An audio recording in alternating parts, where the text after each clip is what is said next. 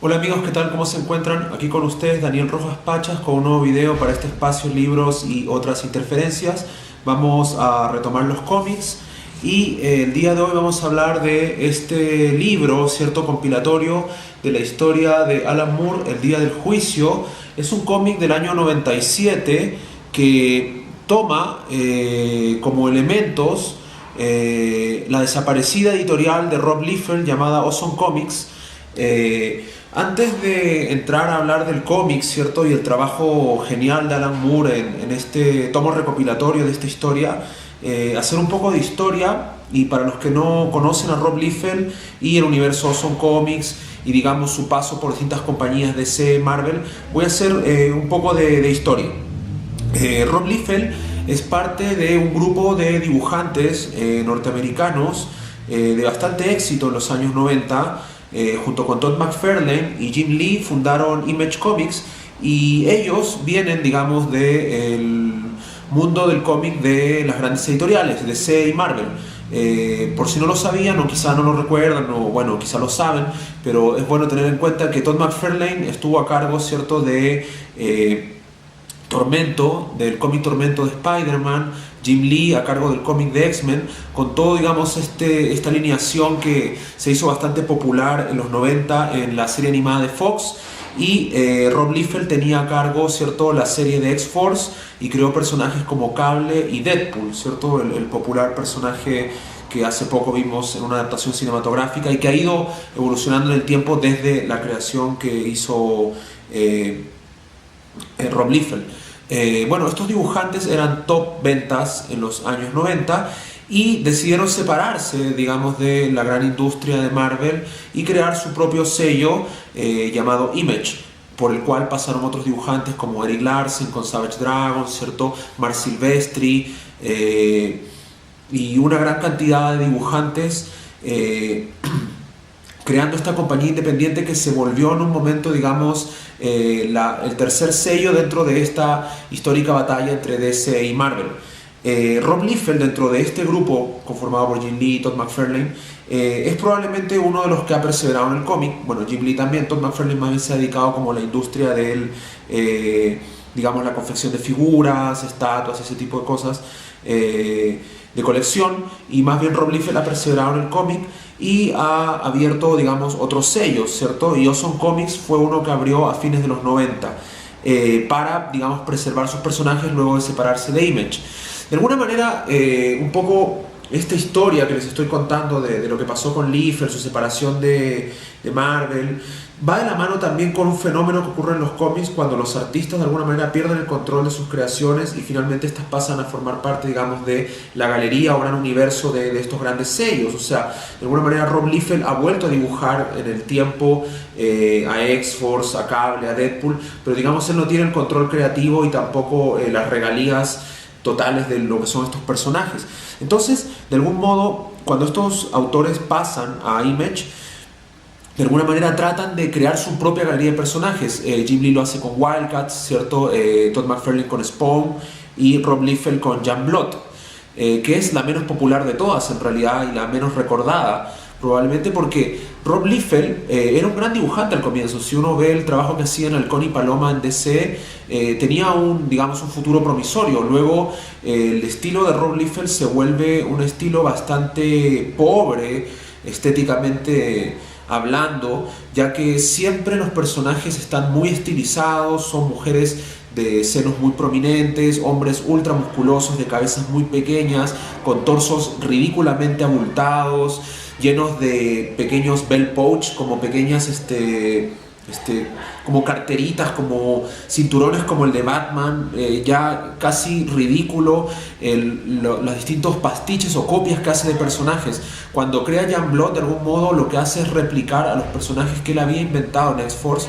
Al no poder llevárselos de Marvel, ¿cierto?, crea Prophet, que es una especie de ripio o copia de Cable. Die Hard es un Deadpool con los colores de la bandera americana.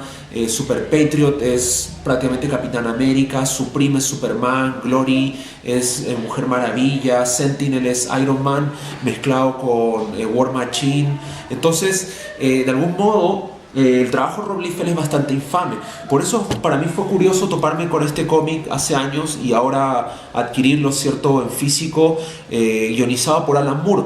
Un poco lo que hace Alan Moore en este cómic es de alguna manera lo que él sabe hacer mejor, que es de construir el género, y le dan la oportunidad de algún modo Rob Liefeld de que él haga lo que quiera con este universo de personajes conformados por Jean Blot y por una serie de otros personajes que fue creando Rob Liefeld dentro de su compañía.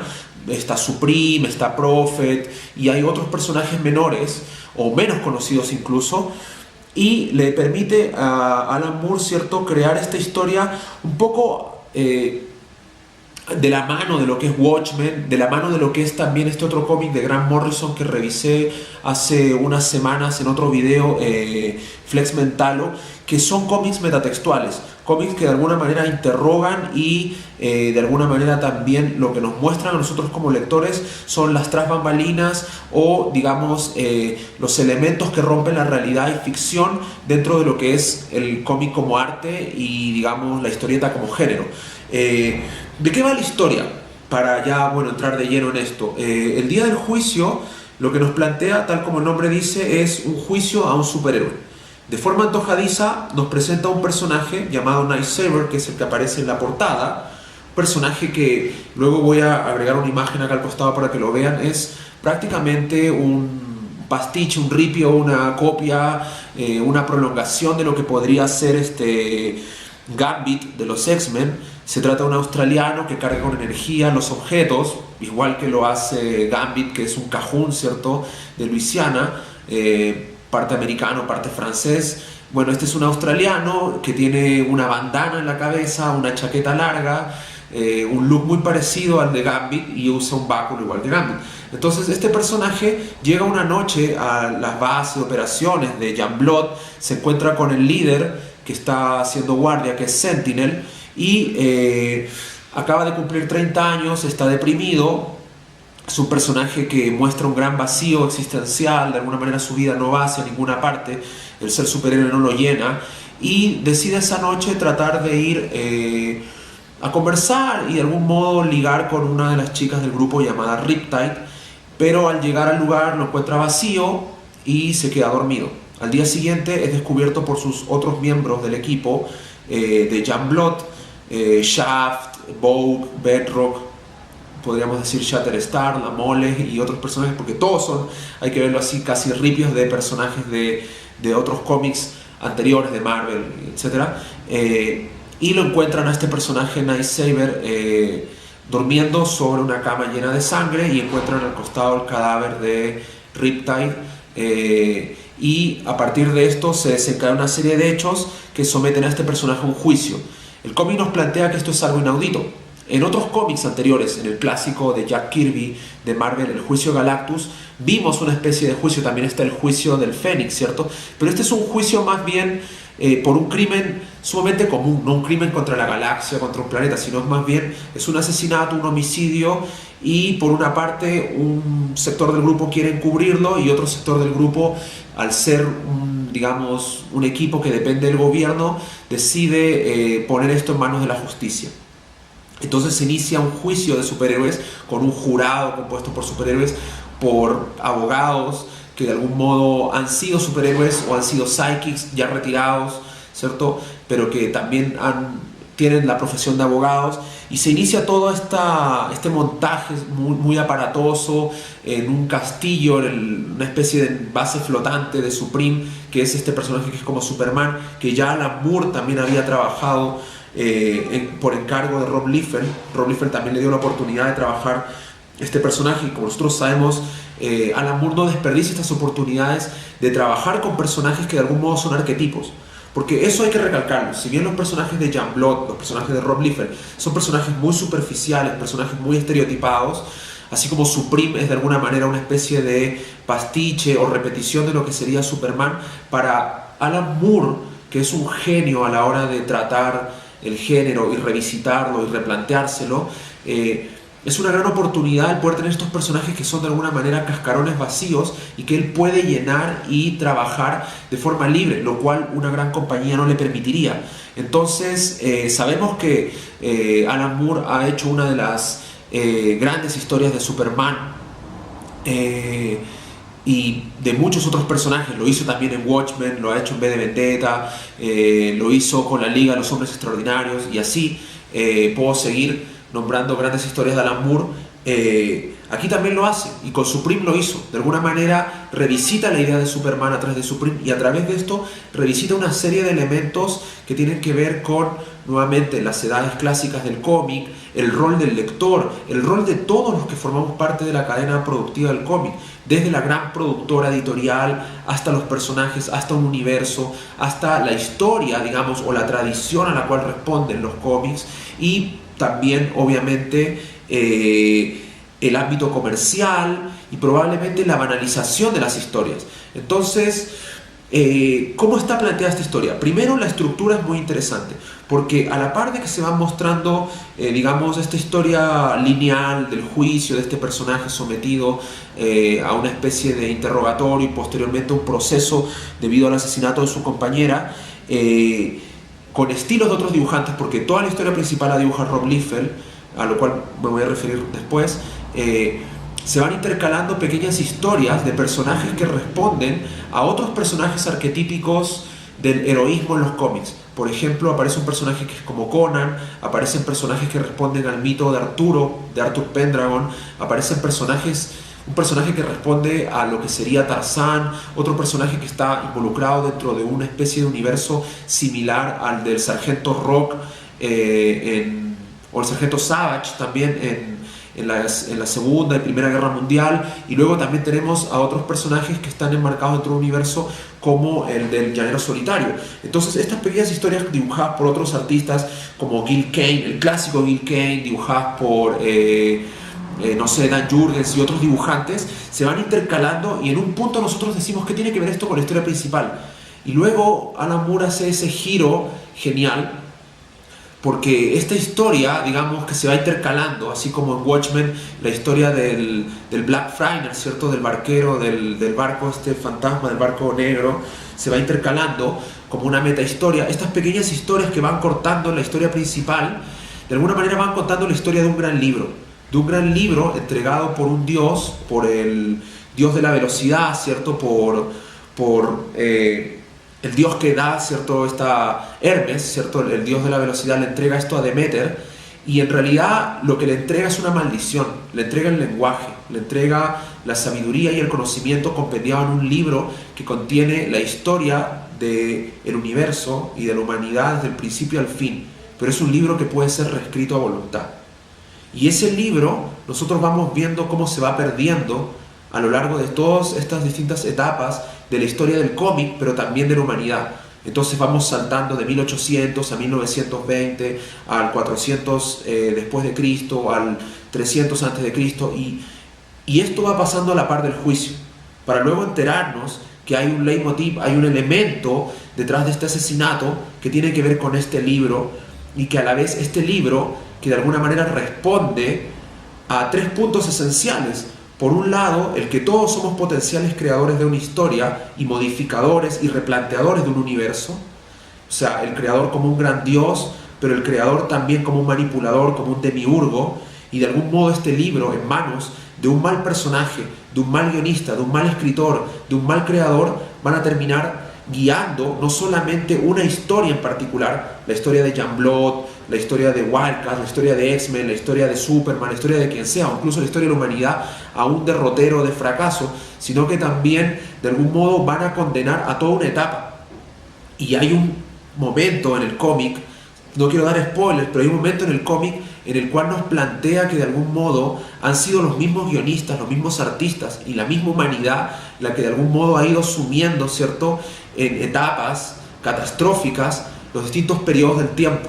Periodos que también se pueden graficar en la historia del cómic, ¿cierto? A través de los periodos, por ejemplo, la era de oro, con el sueño americano, la etapa dorada, luego la edad oscura, el periodo de Reagan, lo que viene después de la Guerra Fría, los resabios de lo que dejó Nixon con Watergate, digamos, todo lo que vemos en Watchmen, ¿cierto? Toda esta incredulidad, la amenaza nuclear, lo que es Dark Knight Returns, y luego la banalización total, y lo que podremos estar viendo ahora, ¿cierto? Una etapa en la que el cómic finalmente no importa tanto como el merchandising de las películas, no importa tanto la lectura, sino más bien lo que se expone, y la sobreexplotación del cómic como elemento de venta, como argumento para grandes industrias, y que de algún modo anticipa en el 97 Alan Moore en este cómic, y que es lo que se vivía en los 90, personajes hipermusculosos, con trajes ridículos, con megacañones, y que de algún modo mostraba en esa época que no se podía vender un cómic si no era acción bruta, no era acción banal en la cual explotaban cabezas y los enemigos eran alienígenas sin rostro, pero lo que importaba era ver sangre, gore y personajes hipermusculosos y mujeres casi como una lucha libre, ¿cierto? Un poco ese espectáculo de lucha libre llevado a los cómics en los 90. Entonces, de algún modo lo que hace este cómic con estos personajes que podrían ser desechables en manos de cualquier otro, es mostrar que Alan Moore puede tomar excremento realmente y crear una obra genial, y crear una obra que de algún modo es fundacional para este universo, porque replantea los orígenes, replantea también las posibilidades, las ramificaciones de personajes sumamente intrascendentes. Hay un personaje que se llama Troll, que es un enano, que es una mezcla entre Wolverine y lo que sería Oberon del mundo de DC, y que aquí termina siendo un kobold que ha trascendido en distintas épocas y que es un tipo ladino y que, o sea, no sé, la genialidad de Alan Moore hace que estos personajes cobren vida, motivaciones, les da pasado, futuros, los va intrincando en relaciones complejas. Entonces creo que eso es lo que por un lado destaco el cómic, la capacidad de Alan Moore en 5 o 6 números lograr generar cierto el máximo provecho a un universo que solamente está lleno de cascarones vacíos, arquetípicos, y por otro lado esa capacidad, ¿cierto?, de utilizar cualquier elemento para replantearnos una historia que no solamente afecta a este cómic en particular, sino todo lo que hemos visto en los cómics a la fecha, los orígenes, la tradición, el cómic como panfleto, el rol del lector, el cómic como merchandising, el cómic como producto en serie, entregado con una continuidad aberrante que te obliga a comprar 5, 6, 7, 8 números. De hecho, el mismo cómic, al llamarse El Día del Juicio, plantea una sátira y una parodia también a todos estos cómics que son como La Crisis, Hora Cero, Civil War, Guerras Infinitas, todos estos cómics que finalmente te obligan, ¿cierto?, como lector a tener que comprar una serie que tú no juntabas y tener que hacer todos estos cruces innecesarios, todos estos, digamos, maxisagas como por ejemplo La Era del Apocalipsis en los X-Men, Heroes Reborn, donde también participó Rob Liefeld. Entonces hay un elemento que de partida es sumamente paródico en esto,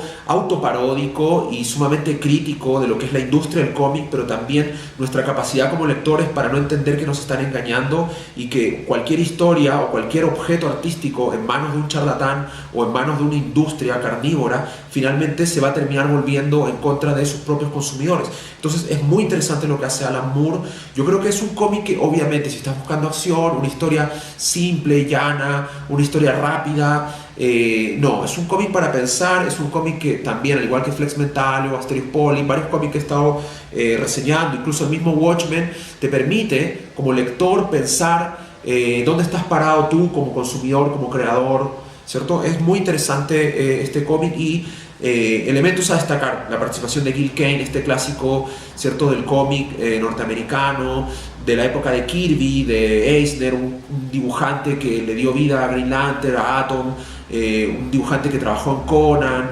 que realmente es un gran maestro, y un elemento negativo, pero que a la vez creo que va de la mano con la historia. El dibujo de Rob Liefeld es terrible. Rob Liefeld dibuja muy mal. Los personajes siempre parecen estar posando con los dientes como, no sé, apretados, en espacios vacíos en el infinito. No hay fondo. El tipo no dibuja fondo, no dibuja edificios, no dibuja muebles, solo pinta con color digital. Los personajes siempre están en las mismas poses, parecen maniquís más que personas reales.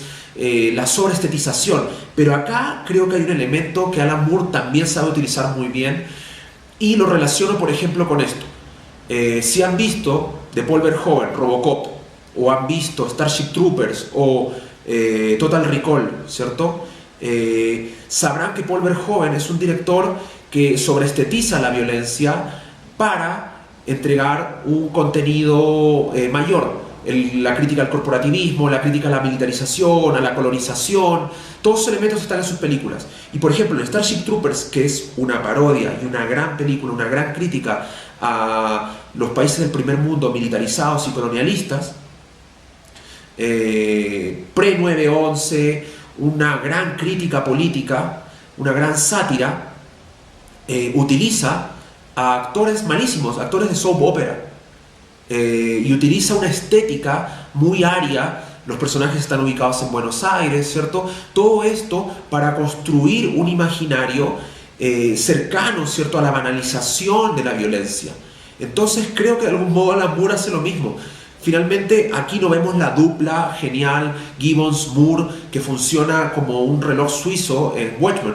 Vemos más bien un tipo que da pinceladas muy malas, dibujos, trazos pésimos, que es Rob Liefeld, pero que a Alan Moore le sirve incluso para alimentar esta autoparodia de este universo y esta banalización del cómic comercial, y que de algún modo finalmente cuando uno lo lee al comienzo te molesta. Francamente a mí al comienzo me molestaba ver que los diálogos eran muy buenos y el arte secuencial, lo que es la narrativa del cómic no funciona, porque todos los personajes cuando están conversando, discutiendo con una cara dramática, siempre parece que estuvieran estreñidos, porque dibuja muy mal Rob Liefeld, así como se ve en la portada. Esa cara está presente en todo, no hay rasgo de emoción en el dibujo de Rob Liefeld, pero eso sirve, lo utiliza Alan Moore también para generar esta parodia. Yo creo que lo más cercano en cuanto a otro medio, a otra arte que haya generado un producto tan inteligente, lo puedo encontrar en Monty Python, en La vida de Brian, o en las películas